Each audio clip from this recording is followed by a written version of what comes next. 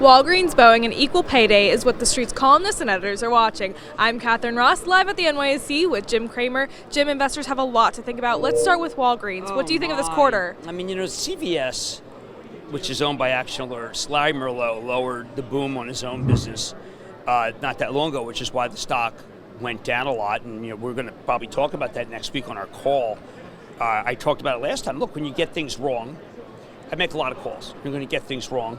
I felt that CVS would earn $7. They're going to earn like $6.50, and that was the sign that Walgreens should have pre-announced. I think Walgreens held off, and when you go from having what you think is going to be very good growth to being flat, you absolutely have to pre-announce, and that's one of the reasons why the stock is down so hard, is because it came as such a surprise, because you had a good chance to guide things down when you had CVS say it.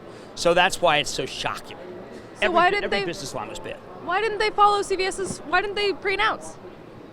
Because they made a mistake. They were wrong. It's not a hard and fast rule that the SEC has, but you're not supposed to do what they do. Why not? Because the SEC has always felt that if the guidance is off rather dramatically and you know it, it would be best to pre-announce. It would be best is the way of the rule. It would be best.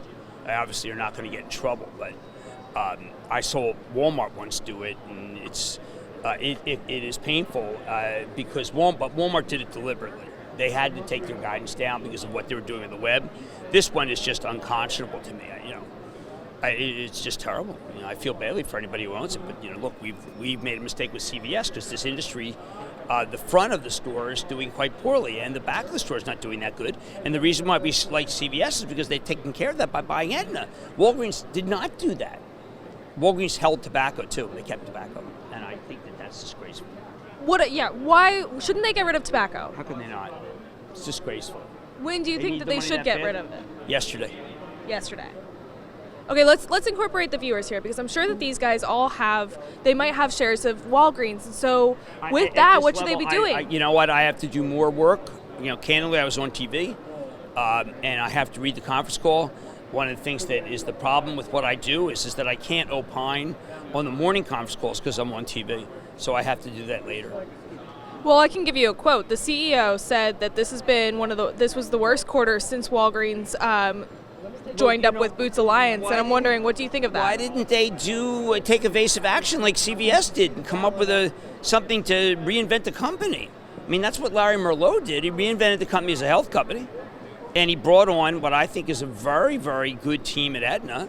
Now, a lot of the senior leadership left, but I think that I don't want to tell people buy CVS yet because someone's going to downgrade this group tomorrow. But CVS has approached this thing very differently from Walgreens. CVS, Larry Merlot said, listen, Amazon is not killing us. I think Amazon is killing Walgreens. And, where else is that share coming from? Walmart, too? Or, think about it. This is, when you see those numbers, that's an existential crisis, and it has to do with people not going into the store. Let's talk about another stock that's not hit as hard, but Boeing is having a hard time, and that's because they did not announce. They said that they haven't fixed the software fix of the 737s. Now, what's going on? Boeing, because there are people who think it should go to zero, and there are people who think that this is going to be a blip. I don't think it's a blip, but I don't think it's going to zero. I think that the articles read badly. I think the company owes us a little more of an explanation about what happened here. The company is normally a very transparent company. They owe us what happened during the two. And then if they get the software patch on, will we want to fly the 737 MAX? Will you want to fly it? Not right now, no. If they get the patch and they can demonstrate a month of training, and of that it's fine, or maybe 2 months, or maybe it takes 3 months, then yes. But no, I think we're all going to be nervous until they solve that. We need to have the pilots come out and say they feel confident. There are many constituencies that must come out and say they feel confident that have not yet. So we need to see them. And Boeing should give us, and Boeing's a great company, and Dennis Bohlenberg is a terrific CEO, but they have to give us more information. I think we're owed that, and I think the FAA, the combination of the FAA and what they did, again, we need an explanation. I agree. I don't think we're satisfied yet. You know, this just sparked something, and I want to talk to the viewers for a minute, because I think that after this, I'm going to send out a tweet, and I hope that you retweet me, because I think that what we need to do is see how many people still trust Boeing, because you still trust Boeing. I trust Boeing implicitly. So I'm wondering who else trusts them. So I think we got to do a Twitter poll. What do you think? Yeah, I think that's a great idea. Do you trust Boeing? Go on my Twitter feed and tell me, do you trust Boeing as a company? Okay? That's a very important question. I want to know the answer. Go to Twitter, bash me on Lyft first. That's important. But then tell me, do you trust BA, Boeing? I'm also curious, so we'll send out that tweet after the show. Yeah, let's just blast it. Yeah. Okay. All right, Jim. Now we do have an investing and education question for you today. Now, I tweeted this out earlier because I think that, you are getting bashed for Lyft, you just said. But let's take it back a notch. Let's look at They handled it IPOs. so badly. I thought they placed it better.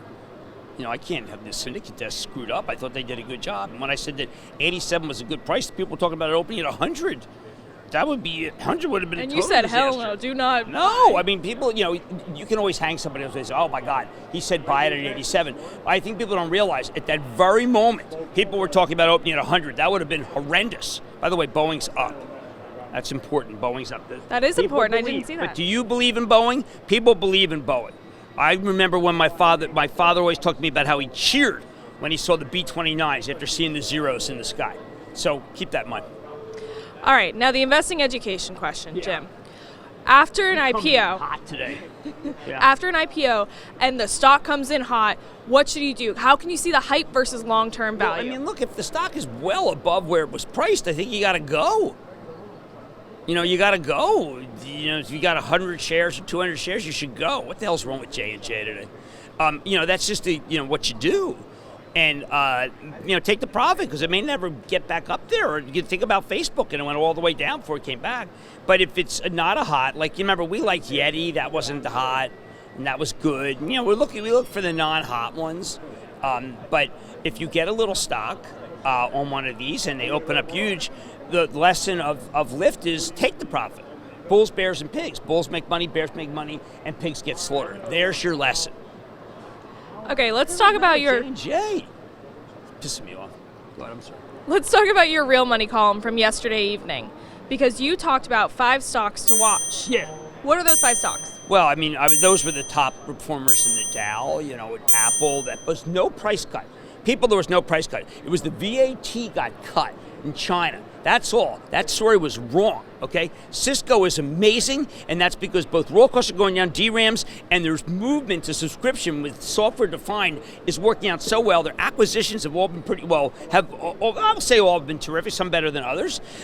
United Technologies, well, you know what, that's just an industrial play. United Technologies is a belief that the split up is going to be very good. A lot of the industrials did quite well.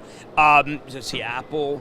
It wasn't Walgreens. And IBM. IBM is about the fact that the stock was down so low after the PAL bear market. See, the PAL bear market caused a lot of stocks to get very compressed, and IBM went to a 4.4 yield because the 10-year Treasury, they have a good balance sheet. The 10-year Treasury is yielding only 2.25, 2.5.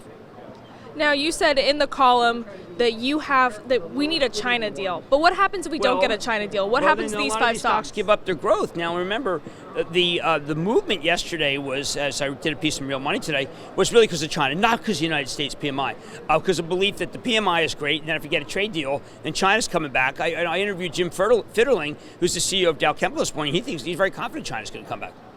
And of course, you can read all 3 of Jim's daily columns on Real Money. Now, Jim, to wrap up, I've got one last question for you. It is equal pay day. And I'm wondering, we are talking about investors taking action and voting yesterday, and I'm wondering, when we look at equal pay, should investors be taking action? Can they take action? Well, you can always vote in the proxy against management.